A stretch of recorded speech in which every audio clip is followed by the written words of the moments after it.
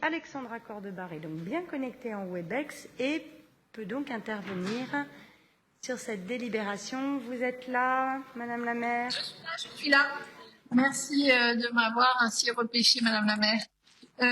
Je voulais, même si la collègue avant moi a dit l'essentiel, je voulais, en intervenant sur cette délibération, insister de nouveau sur l'importance du travail de ces associations, celles qui mènent des actions d'aide alimentaire.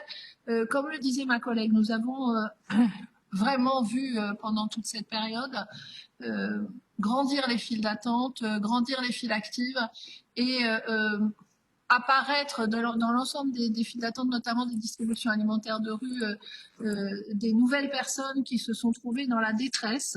Les missions que se sont données ces associations sont essentielles. Elles ont été essentielles dans le contexte de crise sociale qui nous a vraiment énormément impacté dans les quartiers populaires et le soutien de la collectivité à leur fonctionnement est donc forcément très utile. Je veux redire à quel point, comme l'a dit ma collègue maire du 12e, il est nécessaire que nous continuions à les soutenir. Je tiens également à insister sur le travail d'inclusion qui est mené par les 8 associations gestionnaires d'épicerie sociale qui sont visées par cette délibération. Insertion pour les familles bénéficiaires qui accèdent à ce service essentiel sans se sentir stigmatisées.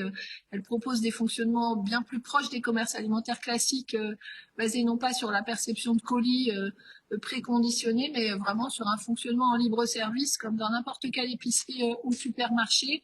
Et leurs modalités de fonctionnement ne sont pas toutes les mêmes. Pour autant, elles ont un point commun, c'est de proposer aux personnes, familles bénéficiaires, des produits frais et de qualité. Donc, je voulais également souligner le travail mené par l'association Linky, qui allie l'action sociale, la solidarité alimentaire à la lutte contre le gaspillage alimentaire, auquel le 10e arrondissement est évidemment comme vous tous, mes chers collègues, particulièrement attachés. Je pense au quartier zéro déchet, au soutien de la ville à la communauté écotable, à l'action de sa caisse des écoles. De nouveau, ma collègue du 12e en a parlé. Linky procède pour cela à la récupération d'invendus alimentaires qu'elle redistribue via d'autres associations partenaires et ça fonctionne bien puisqu'il y a plus de 8600 étudiants, par exemple, qui ont pu bénéficier en 2021 de l'action de cette association. Donc la proposition de lui attribuer une subvention d'investissement de 100 000 € lui permettra d'accélérer son développement et de s'adapter à la demande qui, hélas, nous l'avons dit plusieurs fois, a augmenté ces 2 dernières années. Donc merci, chers collègues, de renouveler le soutien de notre collectivité à ces associations essentielles. Merci à vous.